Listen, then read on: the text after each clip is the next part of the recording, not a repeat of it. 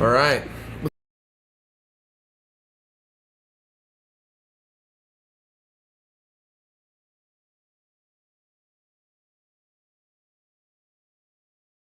Harus dipisahin dulu sih antara Bitcoin dan altcoin atau kripto. Ya. Karena itu dua kelas aset yang beda sih bro. Tapi Bitcoin kan bagian dari kripto. Bagian dari kripto karena kebetulan memang dijual di tempat yang sama. Tapi bukan berarti itu adalah dua barang yang sama. Bedanya apa kalau gitu? Bedanya kalau di altcoin itu kebanyakan ya, nggak semuanya. Kebanyakan, aku ngomong secara general aja ya. Kebanyakan adalah bisnis dengan model bisnis Web3. Oke. Nah, sementara Bitcoin itu nggak pernah punya misi sebagai bisnis. Oke, terus Nggak pernah punya misinya? misi sebagai bisnis. Oh. Misinya Bitcoin hanya sebatas sebagai peer-to-peer cash machine, itu aja. Udah, itu aja. Alat pembayaran gitu.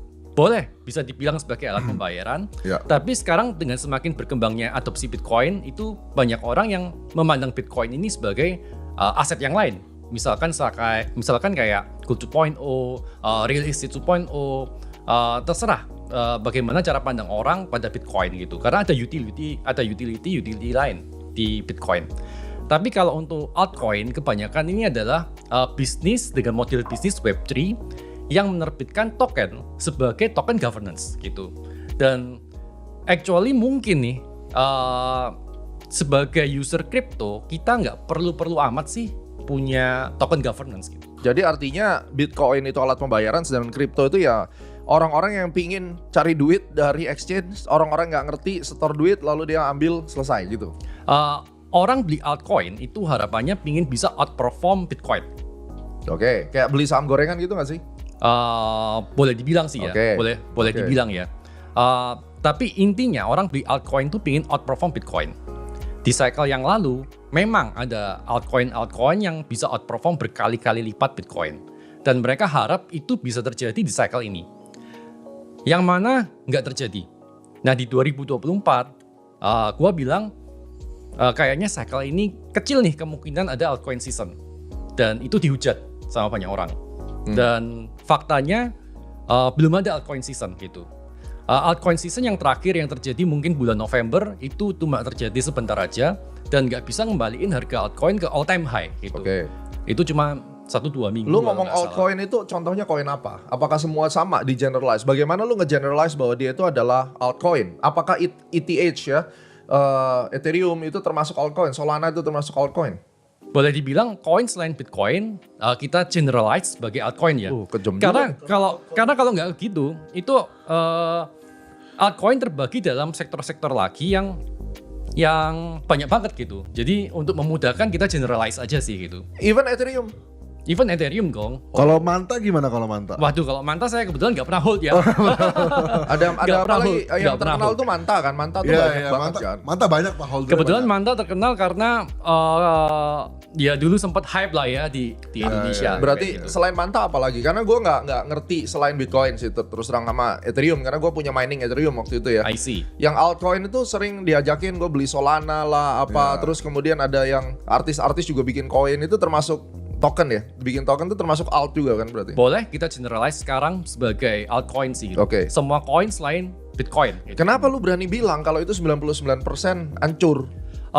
Tesisku yang pertama waktu itu aku melihat bahwa altcoin ini udah overvaluasi sih. Overvaluasinya dari mana?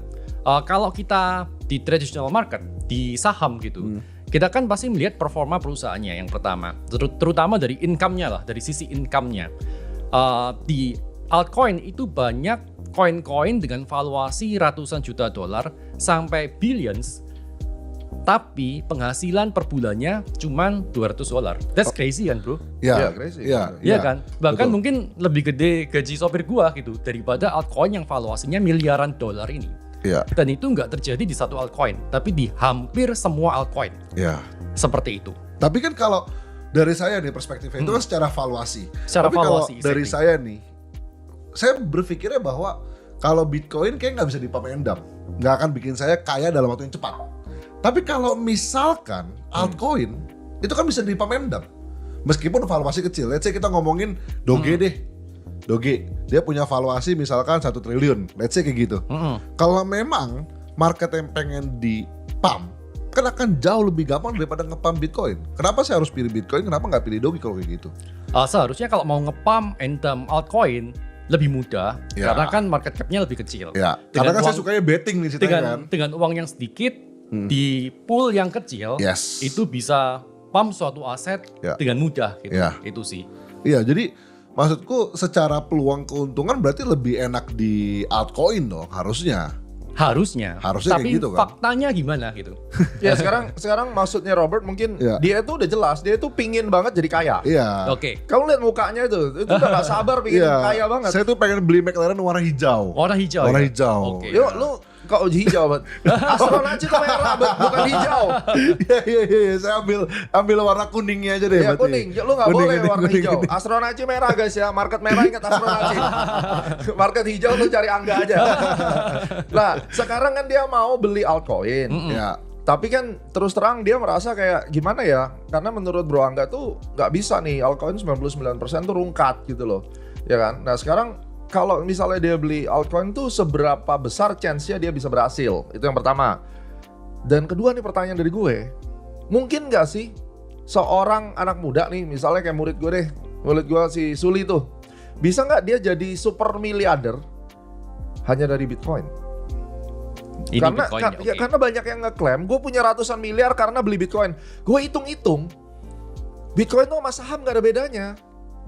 Percentage-nya. Secara persentase itu waktu gue call bottom tuh. Itu kan gak ada yang nge-call waktu itu. Saya keluarin satu konten 335 wave correction dari Bitcoin selesai 25.000 dan gue masih pegang sampai hari ini. Beli. Ya udah deh naik sampai 117.000 lah atau 120.000. Itu kan cuma naik 6 kali. Ya. Gimana ceritanya lu bisa punya dari mau katakan modal 20M sampai menjadi 500M hanya dari Bitcoin kalau naiknya aja cuma segitu, itu kan dipertanyakan banyak orang. Ya. Ini apa yang terjadi? Dua hal ini lu jawabnya gimana? Kalau di crypto atau altcoin itu banyak orang kaya emang bener bro. Oke. Memang bener banyak orang kaya. Tapi banyak orang kaya itu sementara. Sementara maksudnya gimana tuh? Memang bisa kita lipat gandain capital kita di crypto atau altcoin tuh bisa. Dan banyak yang kayak gitu. Jadi misal kita punya 3 juta nih, Ya. mau lipat jadi 3 miliar. Bisa. It's very possible. Berapa di crypto. persen peluangnya menurut kamu? Peluangnya boleh dibilang 0,0000001%. Holy Kecil crap. banget. Apa ya bedanya ampun. dengan dapat jackpot di Nah, iya. Las Vegas dong? kalau Iya. gitu? Sama, Judi slot gitu kita dapat jackpot. Gitu. sama. Sama. Tapi kenapa di Untuk retail ya, Iya, untuk retail. untuk retail untuk ya. retail. Itu sama. Kalau percentage kita dapat jackpot, itu sama. Oke. Tapi di crypto itu ada sesuatu yang unik, bro. Nah, Apa? apa nih? Bahwa kamu bisa bikin tokenmu sendiri gitu. Oh iya, ya betul. Lu goreng sendiri. Goreng Dan sendiri. bisa aja lu goreng sendiri. Berarti gua kalau mau kaya ya udah gua bikin token sendiri aja. Nah, itu kamu kalau di crypto itu ada yang namanya kabel, bro. Oke, itu apa tuh? Kabel itu kurang lebih kayak cara main MLM money game ya.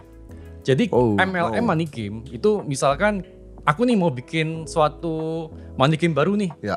Nah kita kumpulin nih 6 orang. Di satu ruangan ini ada 6 orang, terus kita ngobrol, terus pulang. Yang pulang nyebar lagi ke 6 orang lainnya. Oke. Nah terus setelah itu nyebar lagi ke 6 orang yang lainnya. sampai kapan? Sampai habis bro. Komunitasnya itu. Sampai habis. Begitu habis kita bikin money game baru gitu. Piramida Nah, dong ya. Piramida. Wow. Nah, kebanyakan retail itu taunya udah di bawah gitu. Udah jadi exit liquidity kapal-kapal yang di atas gitu.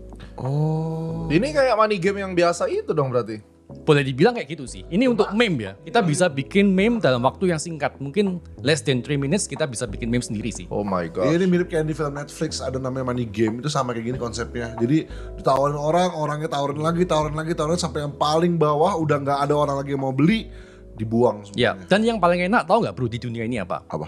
Jual mimpi bro. Oh iya. Jual mimpi itu gimana maksudnya? Coba jual mimpi itu gimana maksudnya? Ya kan kalau misalkan Tertarik mau beli ya? Tertariknya. misalkan kita Coba, di coba. MLM money game nih, kan kita Ya. sering dikasih acara Ya, oke. foto-foto di depan mobil sport. Betul, eh, betul. Kayak si leader, Ya. kayak gitu kan. Akhirnya kita jadi FOMO. Jadi FOMO, Ya. beli produknya, kayak gitu kan. Ya. Jadi yang paling enak adalah jual mimpi gitu. Jadi ini salah satu sisi gelap yang lu bilang nih di kripto. Salah satu sih. Karena di saham, di futures nggak ada loh ini. Nggak ada. Di saham tuh nggak mungkin bikin MLM, orang dapatnya aja kecil gitu kan. Iya. Ya kalau di saham kan untuk bisa masuk ke papan saham kan perlu beberapa Iya. itu Oke. ya, filter ya. Kalau gitu, kita bisa simpulkan dulu nih satu hal. Lu kalau mau dapat mobil mewah itu, lu nggak bisa jadi trader altcoin karena ke chance-nya cuma 0,0001%.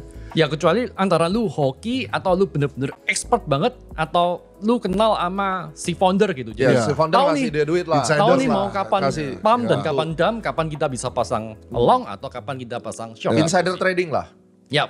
Dan Kalau itu gitu very common. Very common. Kalau gitu lebih baik besok kita bikin token, Ya. kita jadi influencer yang terkenal, Ya. habis itu bikin exchange sendiri, bro. Habis itu habisin. Itu kan polanya. Karena kan token itu berarti dia perlu exchange untuk bisa listing kan? Atau Nggak gimana perlu. konsepnya? Nggak perlu bro. Di crypto nggak perlu exchange bro. Karena kan semuanya terdesentral. Oke. Jadi ada decentralized exchange, macam-macam lah mereknya sekarang. Decentralized exchange ya ini ya. Siapapun bisa bikin pool di sana sih gitu dengan tokennya sendiri. Dengan gampangnya gitu. Dengan Tanpa gampangnya. exchange ya. Tanpa exchange. Tanpa exchange. Sekarang Ya, kan berarti- sudah ada pump fund dan masih banyak lagi Ya, kan. nyari 10 miliar, 100 miliar sekarang gampang, Pak. Lo tinggal bikin Instagram, followers tuh 100.000, 200.000 gitu kan. Terus kemudian jual aja tokennya. Lu bikin anu lah, hype lah, lu bikin Iya, statement bikin aneh-aneh, hype-nya, lu bikin jadi ya kan. jadi toko, habis itu kita bikin token, kita rug pull di situ, betul? Kayak begitu? Bisa. Ya tapi kan ada tanggung jawab moral ya. Oh, moral mah Ya, nggak moral, penting. Mak. Moral, Mak. Di sini. Oh, gitu. Moral di sini moralnya. Yang penting cuan ya. Perlu duit nih. muka begini nggak bermoral ini. Moral di bawah. Pokoknya Tapi gitu. itu sudah common di Indonesia atau bagaimana nih? Yang aku lihat secara global ya, nggak di Indonesia. Nggak ya. di Indonesia. Secara global, karena kripto itu global gitu.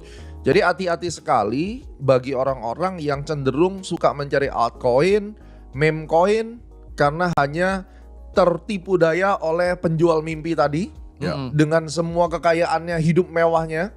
At the end ini jauh lebih mengerikan daripada saham atau futures atau aset yang lain karena dia bisa meng-create token fake ini secepat mungkin. Terus kemudian mengundang para investor tidak melalui exchange yang regulated karena ini decentralized finance.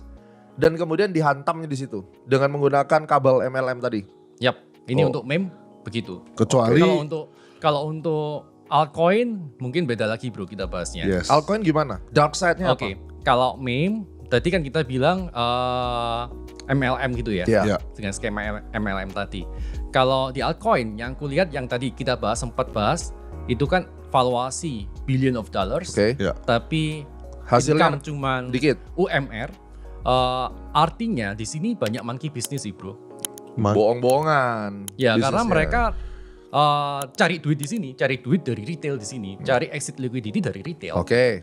Mirip seperti filmnya Jordan Belfort, Wolf of the Wall Street. Oh iya, yang Dia bikin dijual. over the Ya, counter market, betul. company abal-abal dia jual Ya, ya. ya. Exactly begitu. Yang di gudang Yang di dijual. gudang, Ya. iya. Exactly begitu. Oh, Exactly tapi itu altcoin. Ya untuk Boleh nggak altcoin lu banyak kasih monkey business. gambaran contoh 3 altcoin yang model kayak begini apa? Waduh, masa kasih merek bro? Tapi aku susah bro kalau cari. Enggak, tiga. ini kan sorry. Sekali lagi, lu mesti terbuka karena ini merupakan bagian dari expertise lu sebagai analis. Bukan gitu bro. Masalahnya hampir semuanya bro gitu. Jadi ya udah anggap aja almost all of them sih. Bentar, tapi kan lu ngomong Ethereum itu bagian daripada altcoin. Apakah Ethereum juga demikian? Ethereum punya masalahnya sendiri ya. Ethereum punya masalahnya sendiri. Tapi rata-rata Ethereum itu kan layer 1. Banyak token yang terbit di atas Ethereum. Ya, Banyak ya, decentralized application yang terbit di atas Ethereum dan mereka punya valuasi yang nggak sedikit gitu. Tapi kalau kita telaah lebih dalam, ternyata meskipun mereka punya valuasi yang tinggi, tapi banyak yang nggak menghasilkan revenue sesuai dengan valuasinya. Jadi bodong valuasinya. Nggak banyak aplikasi terdesentral yang punya user yang seperti diklaim sama si aplikasi itu. Oh no. Oke. Jadi boleh dibilang Penipuan. monkey business bro. Iya. Iya, makin bisnis. Monkey ya, business. Makanya ya. kalau kayak gitu lu bisa dong cariin 3 contoh altcoin yang mungkin gue juga bisa lihat chartnya gitu. Apa yang lu ingat yang ini menurut lu ini overvalue, ini nggak sesuai? Karena feel free to say it. Di saham pun juga kita kalau di acara TV juga kita ngomong bahwa ini saham ini udah overvalue banget, udah nggak sesuai gitu. Kalau untuk cek revenue nggak bisa dari chart ya. Ya, of Tapi course. untuk revenue harus lihat dari ada toolsnya namanya token terminal. Ya. Tapi aku juga sempat kena bro gitu. Sempat kena. Jadi Lu dulu, kena di mana? Jadi dulu aku sempat dalam tanda kutip jatuh cinta sama sebuah project, kita sebut aja tickernya TIA waktu itu. Iya. TI? TIA. Nggak ada ya tapi ya di chart ya? Kalau di chart kita cuma bisa lihat price performance. Ya, price karena itu performance-nya, kan. bisa cukup ngebaca sih. Oke, Betul. terus Dulu sempat suka sama di project Tether ini. ya? Ya. TIA USDT ya? Ya, dulu Oke. sempat suka sama project ini, tapi ternyata setelah ditelaah lebih dalam, revenue yang mereka bisa hasilin cuma UMR bro, per bulan bro. Wow. Padahal valuasinya berapa? Valuasi kalau fully diluted market cap, aku rasa kayaknya hampir 2 billion sih. Berarti suatu saat akan ada momen di mana token-token atau altcoin yang seperti ini akan didam habis-habisan. Pada akhirnya revenue itu akan apa ya? Berbicara. Akan berbicara sih gitu. Orang-orang akan sadar sih gitu. Dan Iya. ini jadi masalah di cycle kali ini sih bro. Kalau di cycle lalu kan ada altcoin season, ya kan? Ya. Semua altcoin pump, ada DeFi summer, Iya. pokoknya semuanya pada pump lah. Lu beli apapun pump gitu. Ya. Alasannya karena selain waktu itu ada QE, juga ini sorry to say ya, banyak yang monkey bodoh waktu itu. Oh iya. Monkey see, monkey do. Aku juga monkey bodoh waktu Iya, itu. iya. Aku Saya juga monkey sama. bodoh. Jadi waktu itu di cycle yang 2021 kita semua tuh monkey bodoh. Ya, doge saya di atas tuh Pak. Monkey bodoh jadi beli apapun juga cuan, nggak belajar lagi yang penting cuan gitu. Ya, Tapi begitu kita masuk ke bear market 2022 kita punya chance untuk belajar. ya. Karena 2021 itu kelam juga. Ya, Ya kan? banyak orang yang memanfaatkan 2022 masa bear market itu untuk belajar, Ya. untuk cari tahu lagi apa sih kesalahan saya Betul. gitu. Iya. Nah, sampai akhirnya begitu lulus dari bear market di 2023-2024, mereka semua udah nggak lagi jadi monkey bodoh. Mereka semua udah pinter. Udah pintar. Mereka semua. Mereka lihat project kayak gini nggak mau dong gitu. Ya. Mereka tahu dong cara nyarinya. Mereka punya tool yang lengkap dong sekarang gitu. Akhirnya di cycle kali ini nggak ada lagi monkey bodoh yang masuk gitu. Nggak ada monkey bodoh yang masuk. Nggak ada exit liquidity untuk monkey pintar gitu. Oke. Nggak ada exit liquidity untuk venture capital. Ya. Yang kita tungguin nggak ada altcoin season gitu. Jadi nggak akan kemana-mana itu harganya. Yang dijebak makin dikit Yang dijebak masalahnya, makin ya kan? Boleh dibilang kayak gitu sih gitu. Ini kan TIA nih. Ini kan sekarang harganya udah lebih rendah daripada waktu dia listed. Betul. Mungkin nggak kalau lihat gambar kayak gini dia balik lagi ke atas? Kalau menurut Master gimana? Kalau menurut saya, Kalau gue lihat nih, gue dulu nih. Oke. Karena lu nanya ke gue nih. Pertanyaan baik. Pertanyaannya dibalik ya udah gak apa-apa. Ya. Jadi jangan dihujat gue kabur dari pertanyaan kan. Kalau di saham ada kemungkinan. Ya. Karena secara konsep teori supply demand yang kalau saham itu pernah punya bekas di atas atau aset itu di atas kayak 20.000, dia juga akan bisa ke sana lagi. Contoh seperti Bumi. Bumi pernah 8.000 ya dia akan ke sana lagi. Oke. Mungkin 20 tahun. Tapi kalau di sini kalau saya lihat dengan konsep yang backgroundnya saja sudah segelap itu, I don't think it's gonna come back. Itu hanya akan menjadi histori kayak saham tuh udah stay di 50, udah ditinggal lama emitennya udah selesai gitu. What do you think? kalau menurutku sih dari sisi developer, kalau dari sisi saham, mereka sebagai founder perusahaan, mereka kan boleh dibilang dogs ya. Tahu nih orang-orangnya siapa. Mereka punya keinginan untuk bawa harga itu jadi lebih naik supaya mereka juga untung kan. Tapi kalau dari sisi developer crypto, ngapain bro? Mendingan lu bikin project lain. Ya. Sama sih emiten juga ada yang begitu masalahnya. Emiten gitu juga ya. Iya ada. Ya dia habis keruk, nggak ada undang-undangnya bahwa dia harus balikin duitnya ke investornya. Iya. Terus sahamnya dibikin 50 karena dia juga nggak mau maintain. Ya besok dia backdoor listing perusahaan yang lain. Tapi nama baik rusak kan bro. Ya kan itu tadi moral buat Robert nggak perlu bro. Gak ada Pak moral itu. Gak ada. Moral itu hanya untuk orang-orang seperti kalian. Yang penting McLaren hijau ya bro. Nah, Oh, iya. merah. Kuning, sama merah. kuning, bro. Boleh lah hijau kuning merah gitu kan. jadi kalau Anda lihat seperti itu, barang yang sudah all time low, tembus dari harga waktu dia listednya berarti udah kelar itu ya ceritanya. Kalau aku sih nggak mau jatuh ke dalam lubang yang sama 2 kali sih bro. Ya masalahnya kalau yang nyangkut di TIA harga 14.000 nggak cut loss nih nasibnya gimana? Ya rungkat bro. Harus jual sekarang mumpung masih bisa. Ya termasuk saya juga rungkat sih bro. Di dia. Bego gitu kan. Kalau Doge termasuk meme atau altcoin? boleh dibilang altcoin kalau Doge itu awal-awal sih gitu. Altcoin awal-awal. Awal-awal. Jadi altcoin itu kayak kastanya lebih tinggi lah dari meme ya. Lebih ada fundamentalnya, betul?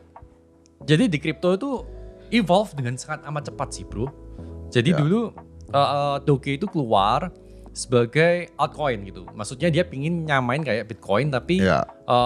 ini lebih kecil lah gitu. Iya, Untuk artinya- just for fun lah. Gitu. Artinya tetap ada underlying fundamental story yang bisa dilihat gitu ya kalau altcoin. Ya story aja sih, Iya. tapi nggak ada underlying apapun gitu. Oke. Just for fun. For gitu. fun. Bahkan di websitenya kan atau foundernya kan dulu juga bilang this is only just for fun gitu. Kalau meme Kalau meme For dulu, fun juga? Dulu dianggap just for fun. Dan Terus apa kemudian bedanya? punya valuasi. Dulu dianggap just for fun.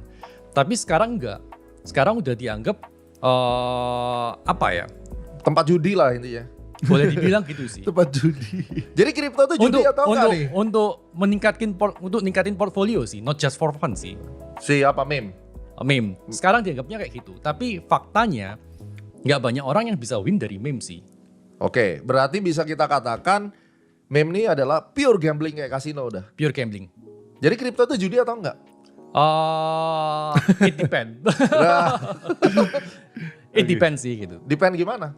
Kalau meme dan kita tahu itu bener-bener pada akhirnya in the end pasti rakpol, ya itu judi sih bro. Oke. Itu judi. Altcoin? Tapi kalau altcoin, actually bro, ada satu atau dua altcoin yang masih perform bro.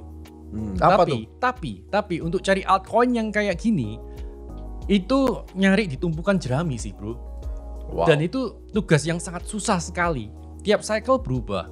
Tiap tahun atau tiap cycle ya, top 10 coin market cap itu selalu ganti-ganti. Nyari project yang perform dari jutaan koin, Jutaan koin. mungkin 20 juta koin sekarang. Itu job yang almost impossible sih bro. Nah terus kalau banyak influencer katakan di tanah air kita yang sok-sokan mempromosikan altcoin itu, berarti dia tahu bahwa itu akan naik atau dia memang mau tujuannya ngeruk duit dari masyarakat dan dirukpulin? I don't know bro, tapi kalau misalkan altcoin kita mau trade dalam jangka yang very short term, itu mungkin masih bisa. Berapa hari short term? Very short term. Kalau short term bisa ngomong jam ya, kalau crypto Intraday. ya. Boleh Ini ngomong gua- jam karena marketnya sangat cepat, 24 jam non-stop.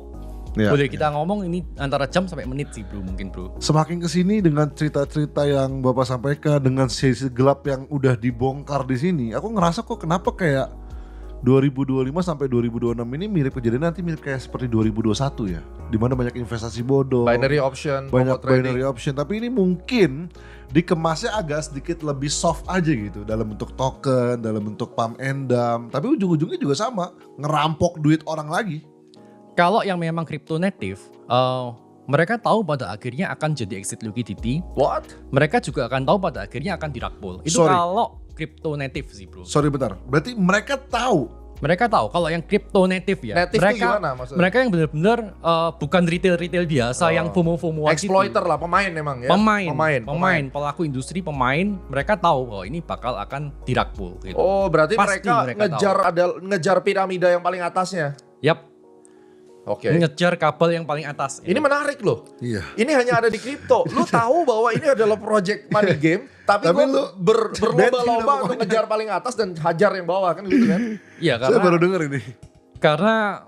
ya itu tadi yang penting kan McLaren hijau bro. Iya, benar, setuju. Wow, jadi artinya kalau sekarang Anda dengar influencer-influencer menjual koin-koin selain BTC dan itu seakan-akan mereka masif sekali promosinya, Bisa saja dia bagian dari terduga bahwa orang ini merupakan bagian daripada si crypto native untuk mencari McLaren warna hijau. ya dan mencari apa ya domba yang akan dibantai. Iya, betul. Setuju ya? Maybe ya.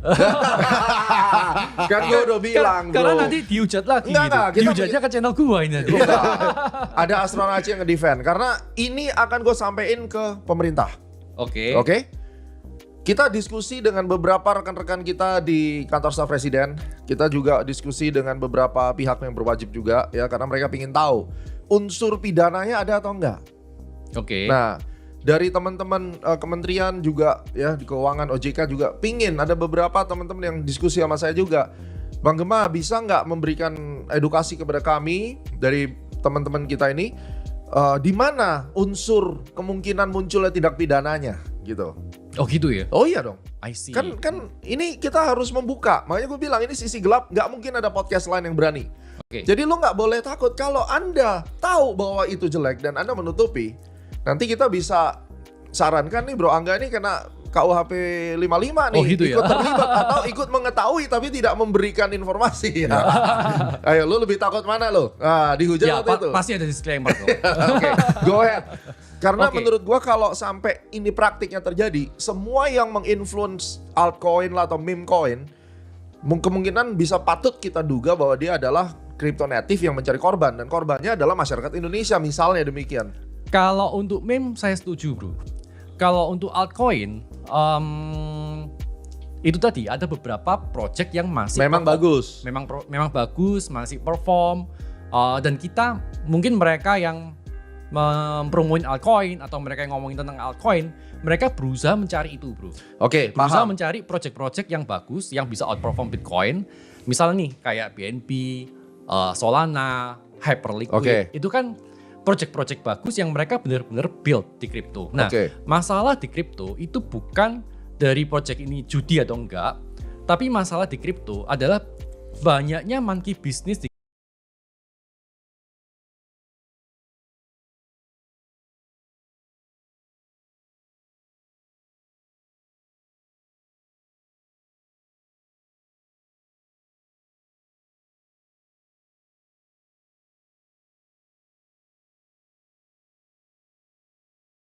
Segini gila.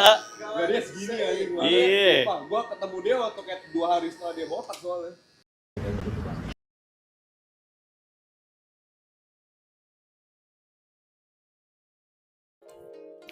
大家好，我是 Natasha。